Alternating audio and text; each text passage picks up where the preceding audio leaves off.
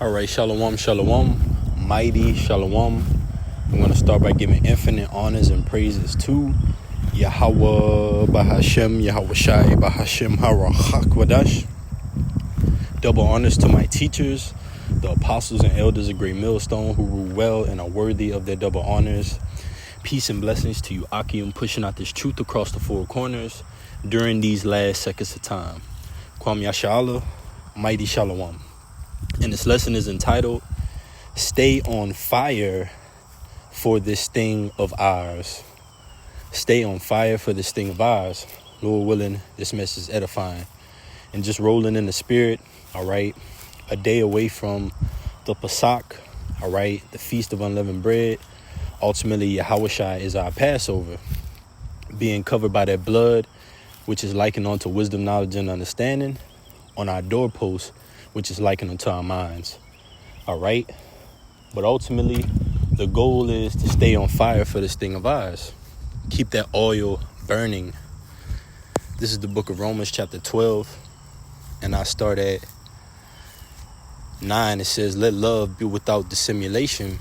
Abhor that which is evil. Cleave to that which is good.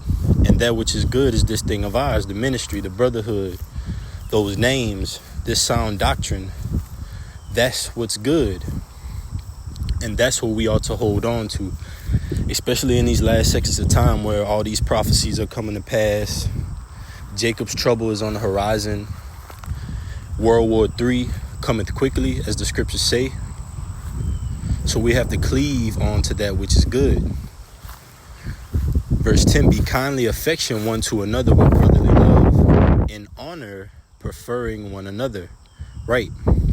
Not slothful in business, fervent in spirit, serving the Lord. And fervent goes into being on fire. And I'm going to get that word fervent, but I'm going to read from verse 9 in the NLT to verse 11. It says, don't just pretend to love others, really love them. Hate what is wrong, hold tightly to what is good. That's right. Don't just pretend to love others, really love them. All right. Agape love. Okay. Which ultimately goes into brotherly love, okay, being brotherly, all right, doing things from a sincere and genuine place, all right, and that's the men of the Lord. That's the hopeful elect. That's our mindset. Verse 10, love each other with genuine affection, you see, and take delight in honoring each other. Verse 11, never be lazy, but work hard and serve the Lord enthusiastically. That's right, never be lazy. Not slothful, but work hard and serve the Lord enthusiastically. The scriptures say that exalt the Lord as much as you can, because you can never go far enough. This is Sirach 43. And I'll start at 28. It says, how shall we be able to magnify him? ? For he is great above all his works. Scriptures say that the Lord's thoughts are not our thoughts. His ways are not our ways. All right. Verse 29, the Lord is terrible and very great, and marvelous is his power. That's right. Title for the Lord is Almighty. Al-Shaja, demon-like power. So we ultimately know of the works of the Lord, experienced the works of the Lord, and are going to experience even greater works of the Lord. And that promotes us to fear Yahweh Shem Shai, especially in these times coming up on the Pesach, man. All right. It's a high holy day.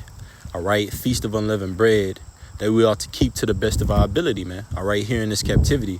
But the Lord has many judgments that are ultimately going to befall upon this place, Babylon and Great America, in different parts of the earth, man, leading up into that great destruction of the nuclear missiles, as well as that great deliverance of the hopeful elect. It says, verse 30, when ye glorify the Lord, exalt him as much as ye can, for even yet will he far exceed.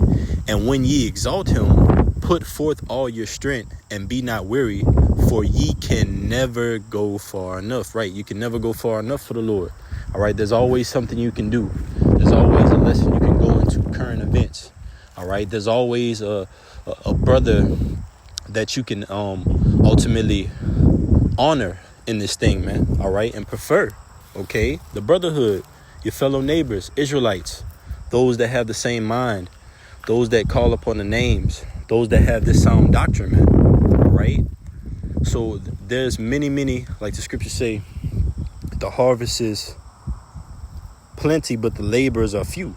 This is Matthew 9:37. Then said he unto his disciples, Yahushua speaking, the harvest truly is plenteous, but the laborers are few. Right, so there's a plenteous harvest, all right, but few laborers. That's why it's the hopeful elect, all right, the 144,000, all right, the governing body under Yahushua, which ultimately is going to rule the planet Earth as joint heirs with whom the world really calls Jesus Christ. Verse 31, it says, for who had seen him that he might tell us, and who can magnify him as he is? Verse 32, there are yet hid greater things than these be, for we have seen but a few of his works. For the Lord had made all things unto the godly he had given wisdom. Right, so there are yet hid greater things, and we've seen but a few of the Lord's work, and we're going to see more to come, especially coming upon that great deliverance of the hopeful elect and that destruction of Babylon the Great, man. So we always have to stay on fire in this thing of ours, fervent in spirit, like it goes into, let's get that word fervent, all right, enthusiastically serving the Lord, man, all right, not slothful in business. Scriptures say we ought to be about our Father's business, all right, it's that word fervent.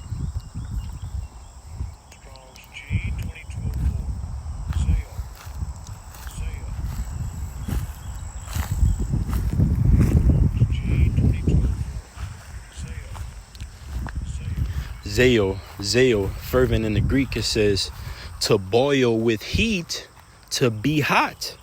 Used of water, it says metaphorically used of boiling, anger, love, zeal for what is good or bad.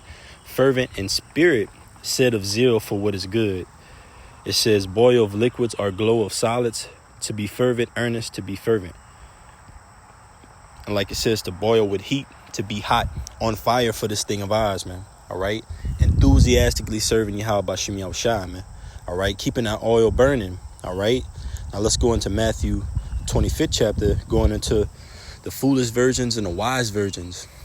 Matthew 25:1. Then shall the kingdom of heaven be likened unto 10 virgins, which took their lamps and went forth to meet the bridegroom, which is Yahushua. All right, you have a bridegroom, which is Yahushua, whom the world really calls Jesus Christ, and you have the bride, which is the nation of Israel, man. All right, verse 2, and 5 of them were wise and 5 were foolish. That's right, man. 5 of them were wise, taking heed to this sound doctrine, rooted. All right, 5 were foolish. All right, not taking heed. All right, tarrying, procrastinating. All right, not taking this thing serious of ours, man. All right, being slothful in business, like the scripture said, like we just went into, not fervent in spirit, because the scriptures illustrates example of what to do and what not to do. What not to do is be slothful in business. What to do is to be fervent in spirit.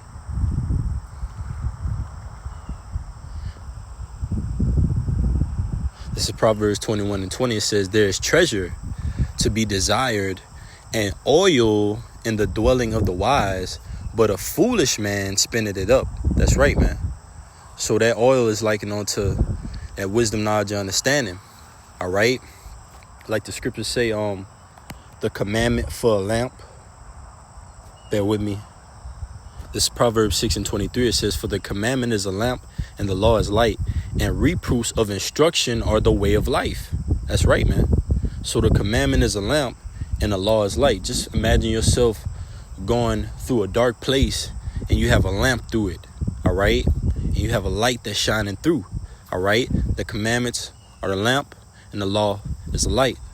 And reproofs of instruction are the way of life. Verse 24, to keep thee from the evil woman, from the flattery of the tongue of a strange woman. And that strange woman is likened onto different philosophies, doctrines, dogmas, religions, other religions, all right?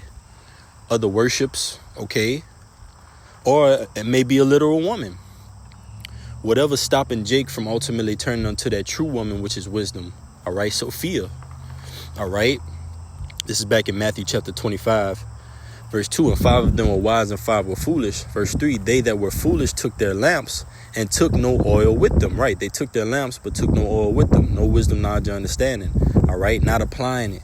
Slothful in business, not fervent in spirit, not enthusiastically serving Yahweh Bashim Yahushua. Because as we read, ye can never go far enough for the Lord. So why would you not want to trim your lamp?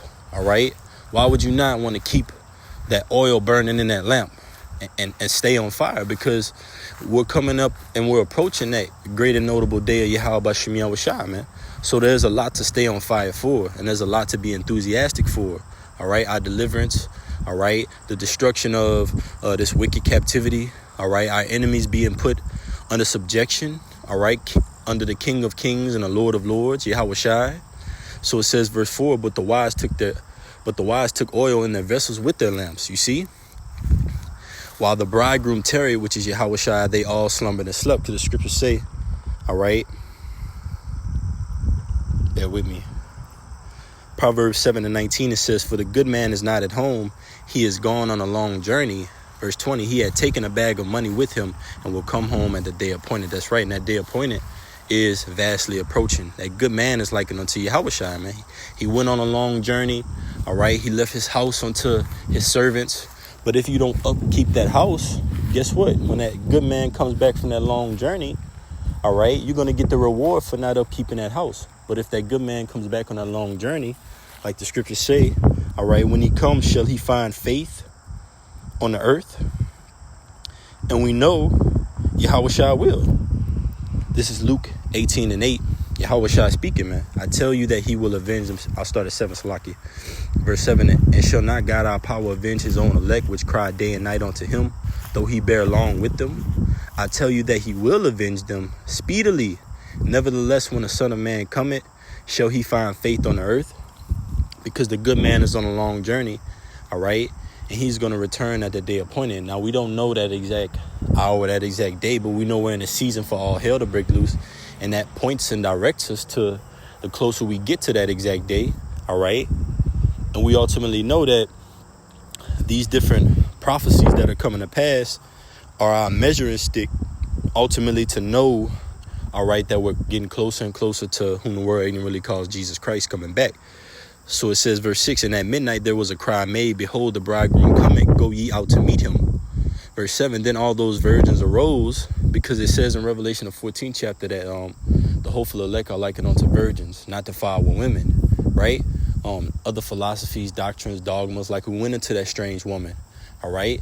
And it says in Zephaniah that the remnant shall not do iniquity, nor shall a deceitful tongue be found in their mouth.